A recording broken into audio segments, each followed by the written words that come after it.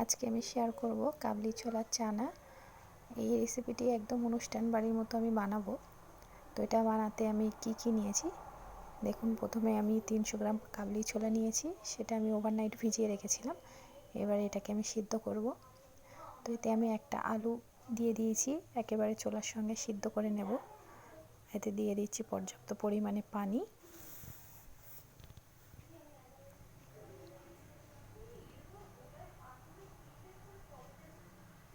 আর দেবো একটুখানি food colour. এর মধ্যে আমি লবণ এখন দেব না। এইভাবে এটাকে আমি সিদ্ধ করব প্রেসারে। 3টে সিটি দিয়ে নিয়েছি আমি প্রেসারে। এটা একদম শুকিয়ে এসছে পানিটাও, আর ছোলাটাও সিদ্ধ হয়ে গেছে।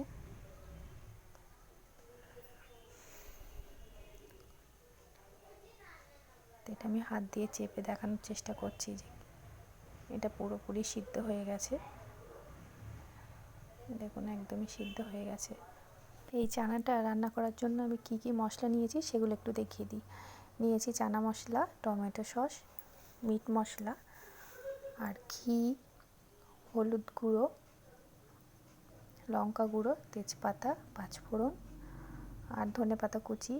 আলুটা সিদ্ধ করা আলুটা আমি এখানে একটু মেখে নিয়েছি। নারকেল বাটা, পেঁয়াজ বাটা, আর আদা রসুন আর জিরে একসঙ্গে আমি বেটে নিয়েছি। তো এই ছিল সব মশলা আমার এই চানাটা রান্না করার জন্য। তো শুরু করি রান্নাটা। তেল গরম করে নিয়ে ওর মধ্যে তেজপাতা আর অল্প কিছু পাঁচফোড়ন আমি এতে দিয়ে দিচ্ছি।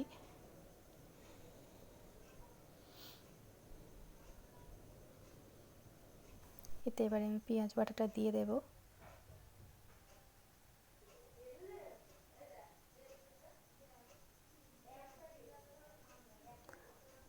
পেঁয়াজটা দিয়ে আমি খুব ভালো করে এটাকে ভেজে নেব, পেঁয়াজটা লাল মতো করে।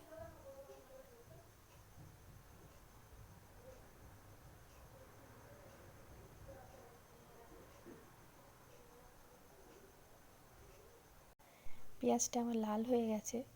এবারে এর মধ্যে আমি কিছু মশলা অ্যাড করব। প্রথমে দিয়ে দেব আদা রসুন আর জিরে যে পেস্টটা করে রেখেছিলাম, সেটা 2 চামচ এতে আমি দিয়ে দেব।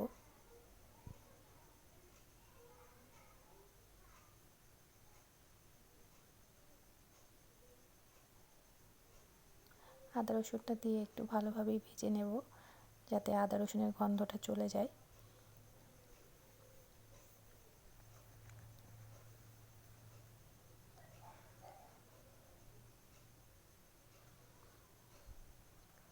আদা রসুনটা খুব ভালোভাবে ভাজা হয়ে গেছে আমার। এবারে এর মধ্যে আমি সিদ্ধ করা আলুটা দিয়ে দেব।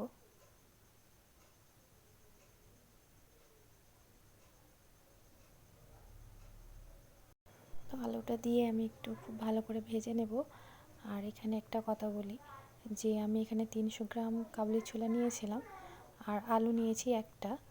আর যদি আপনারা ছোলার পরিমাণটা বাড়িয়ে দেন তাহলে আলুটাও একটু বাড়িয়ে দেবেন, তাহলে খেতে ভালো লাগবে।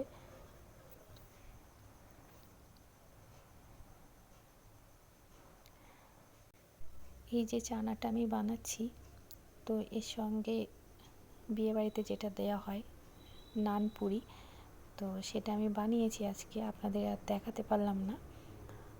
পরে একদিন অবশ্যই আপনাদের সঙ্গে শেয়ার করব।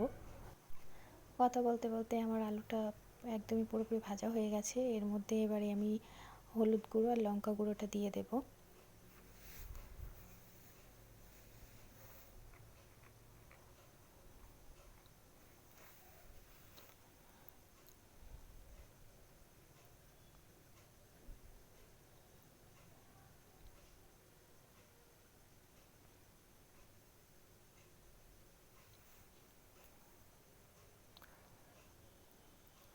এবারে এটার মধ্যে আমি দিয়ে দেব নারকেল বাটা।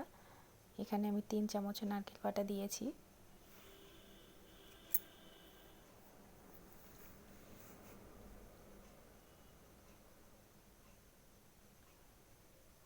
তো নারকেল বাটাটা দেওয়ার পর আরও আমি কিছুক্ষণ কষিয়ে নেব।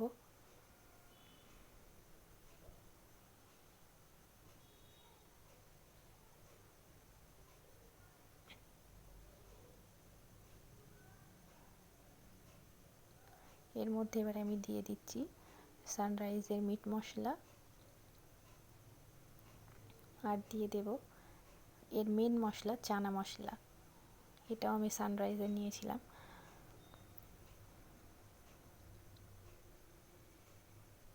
সব মশলাগুলো আমার এর মধ্যে দেওয়া হয়ে গেছে।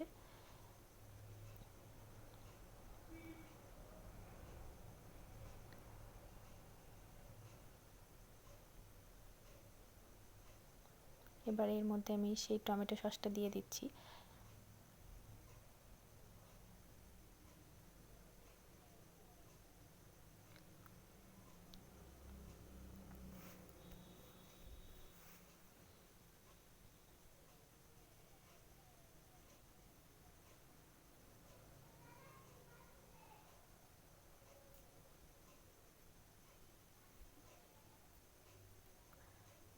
তো এবারে এতে আমি একটুখানি পানি দিয়ে দেব মশলাটাকে খুব ভালোভাবে কষিয়ে নেওয়ার জন্য।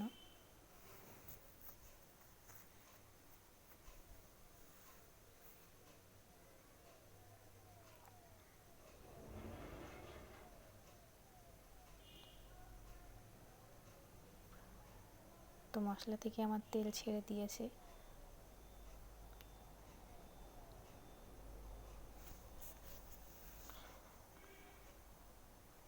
এবারে এর মধ্যে আমি দিয়ে দেব স্বাদ মতো লবণ।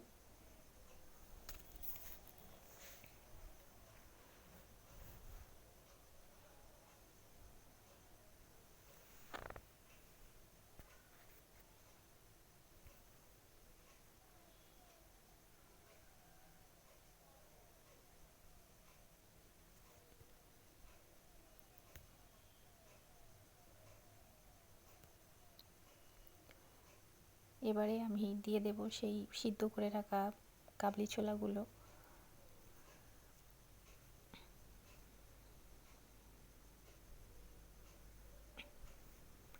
কাবলি ছোলাটা দেওয়ার পর মশলার সঙ্গে খুব ভালোভাবে আমি মিক্স করে নিচ্ছি।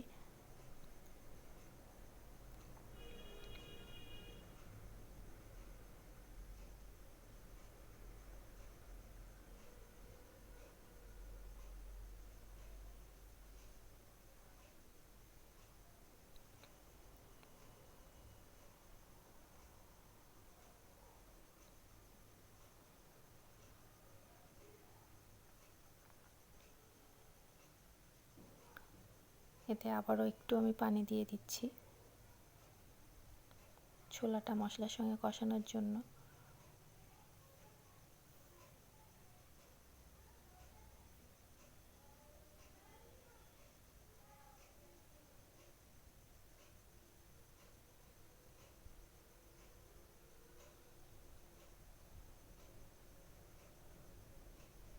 আমি পানি দেওয়ার পর 5 মিনিট মতো এটা কষিয়ে নিয়েছি।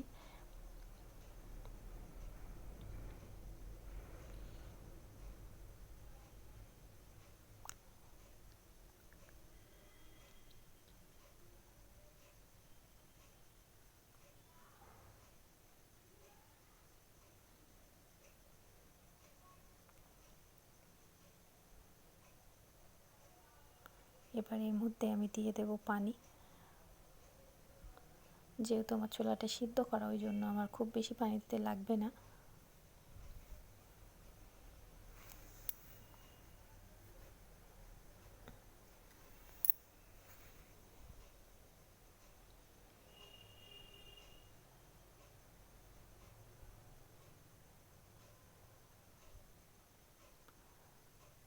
তো এটা আমি 5 মিনিট এইভাবে চাপা দিয়ে রান্না করে নেব।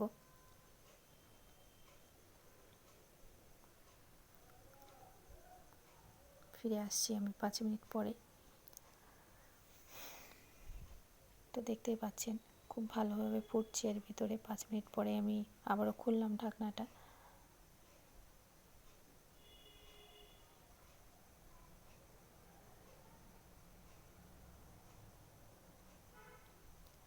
এবারে আমি এতে একটা জিনিস দেবো, সেটা হচ্ছে চিনি।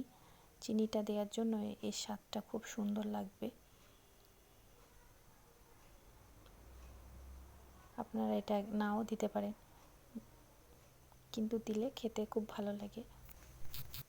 এবারে কয়েকটা এলাচ আমি এর মধ্যে দিয়ে দিয়েছি ফাটিয়ে। আর উপর থেকে ধনেপাতা কুচিটা দিয়ে দেব।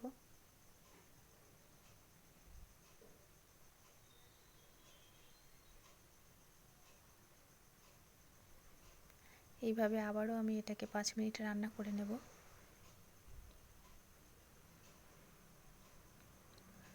তো 5 মিনিট পরে দেখুন এটা হয়ে এসেছে।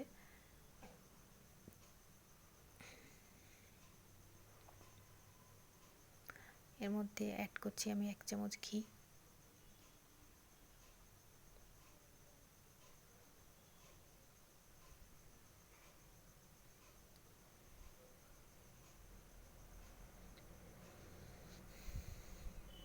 এটা দেখতে পাচ্ছেন গ্রেভিটাও খুব সুন্দর এসছে। তো আমি এটা নামিয়ে নিয়ে দেখানোর চেষ্টা করছি আপনাদের কাছ থেকে এটা দেখতে কতটা সুন্দর হয়েছে। দেখতে যেমনই সুন্দর, খেতেও ঠিক তেমনই সুন্দর।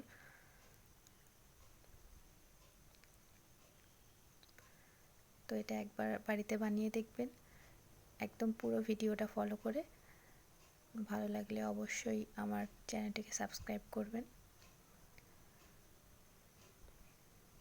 এই দেখুন কত সুন্দর দেখতে হয়েছে।